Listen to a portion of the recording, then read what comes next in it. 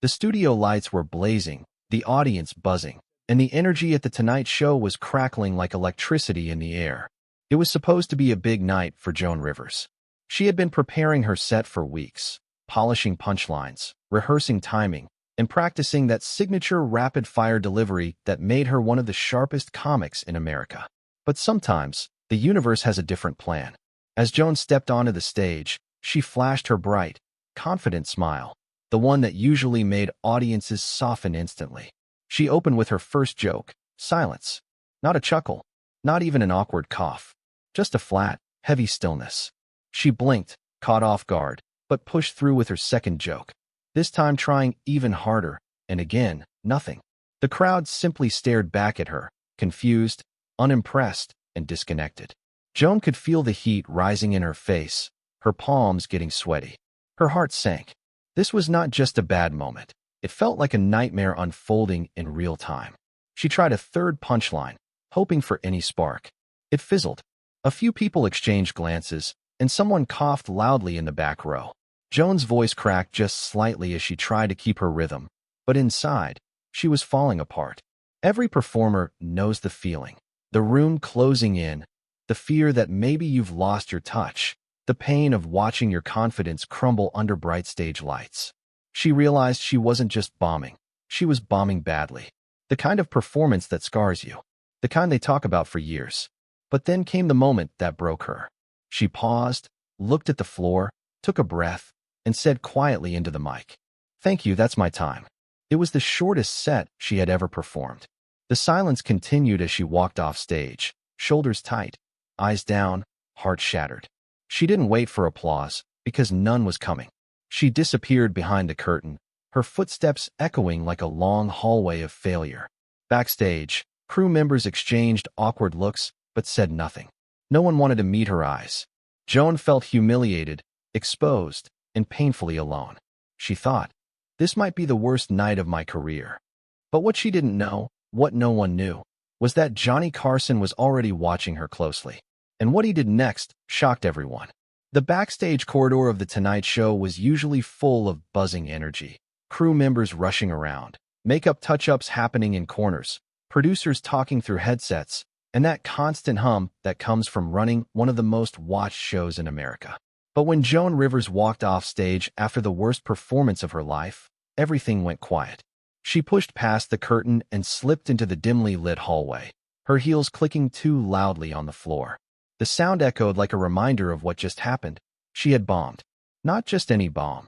She had collapsed on stage in front of millions. A stagehand who usually greeted her with a cheerful, "Great set," suddenly looked away. Another crew member pretended to check his clipboard. Joan could feel their discomfort without even seeing their faces. People never know what to do when a legend falls apart. Her chest felt heavy. Every breath felt like she was inhaling embarrassment. Joan headed straight for her dressing room, her pace speeding up as she tried to outrun the humiliation. The minute she closed the door behind her, she let out a shaky breath and leaned against the mirror. Her makeup was perfect, but her confidence was shattered. She whispered to herself, "What just happened out there?" Her hands trembled. She sat on the small couch, grabbed a tissue, and tried to convince herself this wasn't real. She had been performing for years. She knew timing, rhythm, audience psychology. She had bombed before. Every comedian does, but this felt different. This felt like the end of something. She opened her purse and pulled out a tiny notebook, the one where she kept backup jokes, ideas, punchlines. She flipped through it desperately, as if one of the pages might explain why everything had gone wrong. Nothing helped. She threw the notebook on the cushion beside her and covered her face with both hands. "They hated me," she whispered. "They actually hated me." It wasn't true, of course. The audience didn't hate her. They just didn't connect with her set. But in moments like these, the mind becomes crueler than any critic. A soft knock came on the door. "Joan, you okay?" It was one of the assistant producers. She cleared her throat, trying to make her voice sound stable. "Yes, fine. I'm fine." She wasn't. The producer hesitated, then said gently, "Johnny's finishing the segment. He'll probably check on you." Joan froze. Johnny Carson, the king of late night, her mentor, her biggest supporter, had seen everything. The idea made her stomach twist. She whispered, "Oh God." He must be so disappointed. She stared at her reflection, eyes glistening but refusing to cry. Joan Rivers wasn't a quitter. She wasn't someone who ran from challenges. But tonight felt like a punch she couldn't dodge. She sat upright, wiped her eyes carefully so her mascara wouldn't smudge, and tried to breathe through the ache in her chest. Minutes passed like hours. Outside the dressing room, she could hear voices, crew members moving, a microphone stand being adjusted, someone rolling equipment past the door. But everything sounded distant, muffled, like a world she no longer belonged in. Then she heard something else. Laughter. Not for her, but laughter from the studio audience who had already moved on to the next segment. That hurt more than the silence. She felt like she had been erased, replaced, forgotten. Her mind spiraled. Maybe I'm not funny anymore. Maybe I don't belong here. Maybe tonight is the beginning of the end. She squeezed her hands together to stop them from shaking. She needed something, anything, to grab onto emotionally.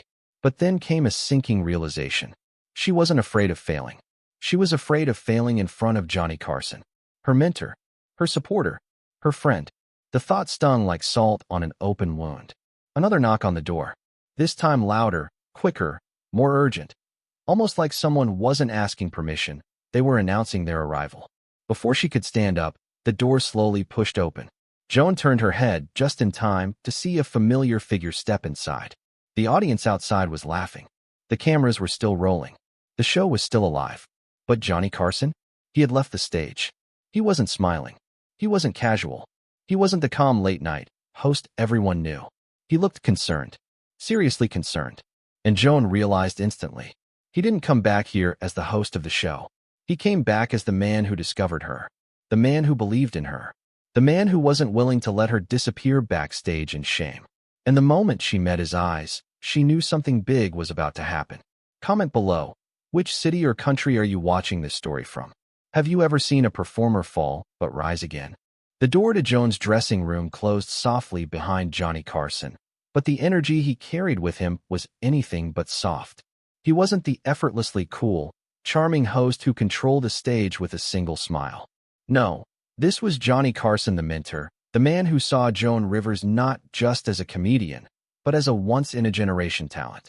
He took one look at her, sitting on the couch with her shoulders tense and her fingers nervously twisting the edge of a tissue, and his expression changed. Concern, respect, and something deeper, the protective instinct of someone who refused to watch a good person drown in self-doubt. Joan, Johnny said quietly. Just her name, just the sound of his voice. But it hit her like a tidal wave. She straightened up instantly, embarrassed, trying to look composed. Johnny, I'm sorry. I don't know what happened out there. I didn't mean to. He raised a hand gently. Stop. You don't have to apologize. She swallowed hard. I bombed. Badly. Johnny didn't deny it. He didn't sugarcoat it. He sat down in the chair across from her and leaned forward, elbows on his knees. You did, he said honestly. But do you think that's the end? Joan looked away, unable to answer. Johnny continued. Every great comedian bombs. Every one of them. Even me. She shook her head. Not like that. That was horrific. That, he said, pointing back toward the stage, was a moment. One moment. Not your career. Not your story. For a second, Joan almost believed him. But then the weight of the silence, the audience's unmoved faces, the empty response to every punchline. It all crashed back into her. She whispered, I felt them judging me, Johnny. Like they decided I wasn't good enough anymore. Johnny's eyes softened. The audience judges everyone. That's their job. But you, Joan, you have a voice. You have fire. You have a point of view nobody else has. One bad night doesn't erase that. Her throat tightened. She looked at him with a mixture of gratitude and disbelief. Johnny leaned back, exhaling. I watched the whole set. And do you know what I saw? What? She whispered. A fighter, he said. Someone who didn't run the first time a joke fell flat. Someone who kept going even when the room froze. Joan felt a sudden sting in her eyes. She blinked it away. She hated crying in front of people, especially him. I walked off like a coward, she said softly. You walked off when you knew the fight was over, Johnny corrected. That's not weakness. That's survival. There was a pause. A long, gentle silence that let the words sink in.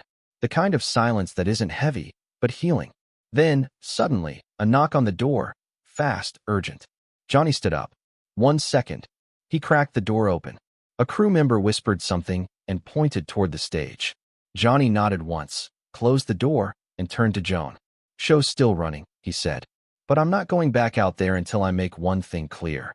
Joan frowned. "What thing?" Johnny stepped closer, not as a host, not as a boss, but as a friend. "You belong here," he said firmly. "You're not a guest. You're family on this show. And everyone out there knows it because I know it." Her breath caught. It wasn't just reassurance. It was a promise. But before she could respond, Johnny's expression shifted. Something thoughtful, almost strategic flickered across his face. "You know what?" he said. "Give me 5 minutes. Don't go anywhere. I'm coming right back." She blinked. "Johnny, what are you doing?" "Something I should have done earlier," he replied. And with that, he walked toward the door, but not before turning back one last time. "Joan," he said gently, "don't bury yourself over tonight. This is just the storm before your next big rise." Then he left. The moment the door shut, Joan let out a shaky exhale she didn't even realize she'd been holding. For the first time since walking off stage, she felt a flicker of hope, fragile but real. She leaned back against the couch and let her shoulders relax. Johnny believed in her. Johnny still believed in her. The thought warmed her more than applause ever could. Outside in the hallway, she could hear footsteps, hurried whispers, shifting equipment. But inside, everything finally felt still. And then came the engagement moment, spoken like a whisper in the narrative. Like this video if you've ever seen someone fall and rise stronger. Comment. Have you ever seen a moment where someone came back to fight after giving up? But Joan didn't know what was coming next. Johnny Carson wasn't just checking on her.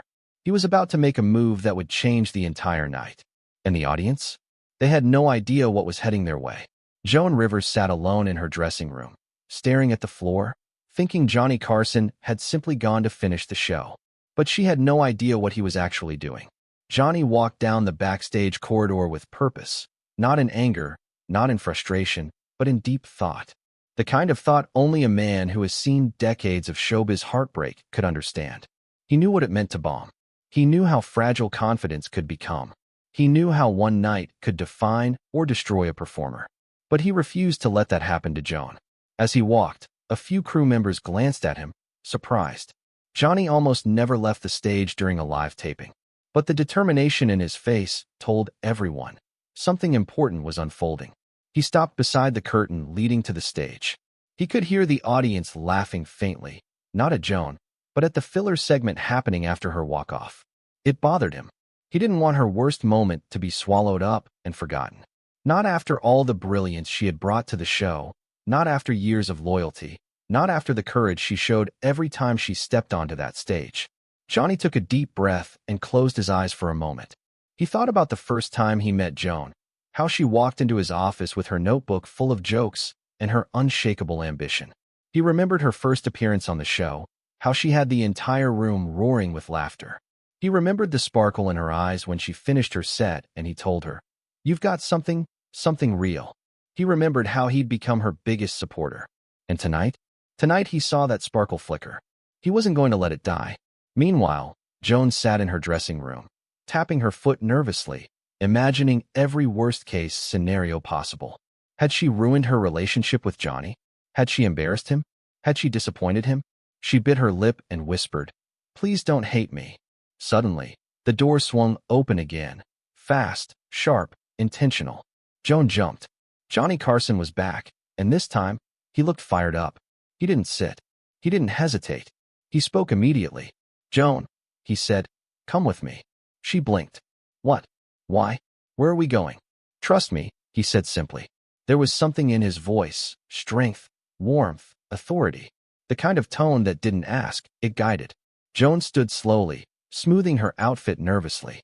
"Johnny, I don't think I can go out there again tonight. I can't face that audience." Johnny stepped closer. "Who said anything about you performing?" "Then what?" He smiled, a calm, knowing smile. "Just walk with me." And without giving her time to overthink, he opened the dressing room door and gestured for her to follow. The hallway suddenly felt impossibly long, every step echoing like a heartbeat. Joan felt her pulse racing, her nerves buzzing. Crew members looked up, surprised to see her walking behind Johnny, their expressions changing, curiosity, sympathy, anticipation. As they reached the edge of the curtain, Joan stopped. Johnny, I really don't want them to see me like this. He turned to her gently. Joan Rivers does not hide. She swallowed hard. I don't feel strong right now. That's exactly why you are, he replied. Then he peeked through the curtain, motioned to the floor manager, and gave a small nod. The stage lights dimmed slightly. The filler guest wrapped up. The show returned to Johnny. He stepped out first. The audience cheered, unaware of the storm happening backstage. Johnny walked to his desk, but instead of sitting, he turned to the audience, hands in his pockets, expression thoughtful. You know, he said casually, sometimes we forget something very important.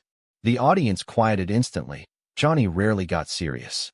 Comedy isn't easy, he continued. And tonight, you witnessed a moment that every performer, myself included, has lived through. A ripple moved through the crowd. Backstage, Joan's eyes widened. He was talking about her. Johnny went on. You all know Joan Rivers. You've laughed with her. You've seen her brilliance. And tonight, she had a rough one. The audience murmured sympathetically. Johnny smiled softly. But you know what? That doesn't change a single thing about who she is. Not to me. Not to this show. And definitely not to this audience. Then he motioned toward the curtain. Joan, he said gently. Come say hello. Joan froze. Her heart stopped. Her breath caught. He wanted her on stage? After what happened? A stagehand touched her elbow lightly. Go on, he whispered. Joan stepped toward the curtain, trembling, terrified, but guided by Johnny's trust. When she emerged, the crowd rose to their feet instantly. A standing ovation. Not because she was perfect, but because she was brave enough to show up. Her eyes filled with tears, overwhelmed. Johnny stepped beside her and placed a reassuring hand on her back. This, he told the audience, is what a real performer looks like. And the applause grew louder. Joan Rivers didn't know it yet, but this moment, this unforgettable, vulnerable, human moment, would become one of the defining memories of her career. The standing ovation went on longer than Joan could process. She stood there frozen, wide-eyed, her hands trembling slightly at her sides. For a moment, she wondered if it was a dream, some kind of beautiful hallucination after the worst night of her career. But it wasn't. The applause was real. The cheers were real. And the warmth radiating from the audience felt like a soft blanket around her bruised heart. Johnny Carson stepped closer, giving her a gentle, encouraging nod, the kind mentors give when they know their student is stronger than they realize. Joan leaned toward him and whispered, Johnny, I don't know what to say. Say nothing, he whispered back. Just breathe. She did. Slowly, deeply. The crowd had finally settled, but the energy in the room still buzzed like electricity. Johnny walked toward his desk, motioning for her to join him. She hesitated, memories of her bombing earlier still clinging to her like shadows.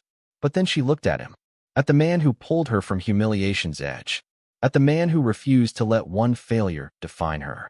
She followed. They both sat, and Johnny leaned into his microphone. You know, he began, people think comedians are fearless, that we go up there without nerves, without doubt, without fear of failing. The audience listened intently. But the truth is, Johnny continued, comedians are the most vulnerable people in this building. We stand on stage with nothing but our words and our courage. And sometimes, the night just doesn't go our way. Joan swallowed hard. Johnny turned to her gently. Tonight wasn't your night. That's okay. Because you know what? Every great performer has had a night like this. Joan tried to smile, but emotion tightened her throat. But here's the difference, Johnny said, looking at her with genuine admiration. Most people would have left. Most people would have hidden backstage, avoided the audience, avoided me, avoided the moment. His voice softened. But Joan didn't run. Joan stood here. Joan came back. The audience clapped, not loud like before, but warm, steady, affirming. Joan's eyes glistened. Johnny continued. And that courage? That willingness to face the moment head-on. That's why she's one of the greats. Joan looked at him, stunned. She couldn't believe how openly, how powerfully he was defending her, praising her, lifting her. Johnny turned slightly toward her. You know why I believe in you. She shook her head softly, unable to speak. Because you don't quit, he said simply. Not when it's easy, not when it's hard, and definitely not after one rough set. A few audience members chuckled lovingly. Joan finally found her voice. It was shaky, vulnerable, but real. "Johnny, I felt like I let everyone down. I felt like I let you down." Johnny leaned back in his chair, thoughtful. Then he shook his head. "You didn't let me down. You reminded me what this industry is really about." She frowned softly. "What do you mean?" Johnny smiled. A slow, meaningful smile. "It's not about being perfect. It's about being human. And you showed more humanity tonight than most people ever do on stage." Joan blinked rapidly, fighting tears. The audience felt it too. The intimacy, the sincerity, the beautiful vulnerability unfolding before their eyes. Johnny looked at the crowd. "And let me tell you all something. Joan Rivers is one of the toughest, smartest, funniest people I know. She earned her place on this stage, and one bad night doesn't erase years of brilliance. Not even close." The audience applauded again. But Joan wasn't just moved, she was transformed. Something inside her shifted. The fear softened. The shame loosened. The hurt faded. Johnny wasn't rescuing her. He was reminding her of who she was. A fighter. A survivor. A woman who built herself from nothing and clawed her way into comedy's toughest rooms. She took a shaky breath and leaned toward her microphone. "Johnny," she said softly, "thank you." "For what?" he asked, smiling. "For seeing me, even when I couldn't see myself." The audience awed, a gentle wave of affection spreading through the room. Johnny nodded, his eyes warm. "That's what friends are for." Joan inhaled one last steadying breath and looked at the audience directly. "I promise you," she said, her voice stronger now, "I'll come back on this stage. And when I do, I'll make every single one of you laugh so hard you won't remember tonight." The crowd erupted in cheers. Johnny laughed proudly. "That," he said, "is the Joan Rivers I know." What Joan didn't know was something else entirely. Johnny hadn't just brought her back to make her feel better. He had something bigger planned. Something that would not only restore her confidence, but elevate her career to the next level. And that moment, it was coming sooner than she realized. For years, Joan Rivers had looked back at that night, the night she bombed so badly she wanted to disappear, as the moment that almost ended her entire career. But what she didn't realize at the time was that the real story hadn't even begun yet. What happened after Johnny Carson rushed backstage, what happened in the weeks and months that followed, would become the turning point that shaped her into the legend the world would later celebrate. Because Johnny's words weren't just comforting. They were prophetic. He didn't simply tell her she was good. He didn't just tell her to get back up. He didn't only push her to keep going. He told her something far more powerful, something that planted itself deep inside her identity and refused to ever die. A great comedian isn't the one who kills every night. A great comedian is the one who dies and still comes back. That line became the core of Joan's soul, and it showed. The next show, a different woman on stage. 2 nights later, Joan returned to the Tonight Show set. But she wasn't the trembling, unsure newcomer from before. She wasn't trying to copy anyone. She wasn't trying to impress Johnny. She wasn't chasing validation. Instead, she walked on stage like someone who had just been reborn. Johnny watched her from the side. The writers watched her from behind the camera. Even the crew, who had seen hundreds of comedians come and go, felt something shift. Her first joke landed. The second hit even harder. By the time she reached the third, the crowd wasn't just laughing. They were roaring. Not because the jokes were perfect, but because she was perfect, unapologetically herself.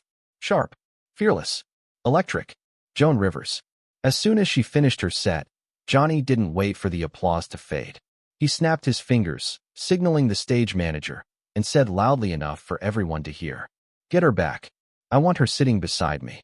And just like that, in front of America, he gave her the seat reserved only for those he considered special. Joan wasn't just a guest that night. She became a star. The aftermath, the world wants Joan.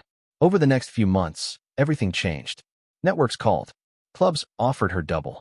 Her mailbox filled with letters from young women saying they'd never seen someone like her on television. Bold, smart, relentless.